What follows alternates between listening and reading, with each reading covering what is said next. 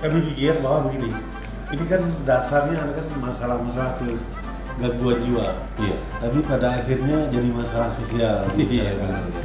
Saya pikir barrier atau ketahanan masyarakat desa itu sendiri sangat diperlukan Iya. pada tataran pemerintahan desa supaya dapat memberi perlindungan kepada semua warga desanya dengan cara melindungi masyarakat dari pihak-pihak yang berpotensi dapat memberi gangguan. Salah satunya barangkali dari pasien-pasien dengan gangguan jiwa, Iya. di mana pernah sembuh, pernah berobat dan kambuh kembali. Oleh karena itu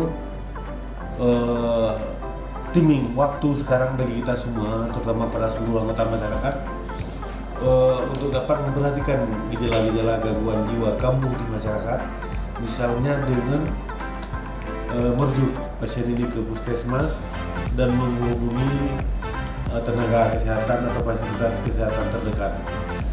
Juga berkoordinasi dengan pihak keamanan, pihak berwajib untuk penanganan pada kasus-kasus yang memang berpotensi memberi ancaman kepada masyarakat. Untuk penanganan kasus gangguan jiwa, sehingga program kita P3J Bebas Pasung itu akan cepat tercapai seperti itu.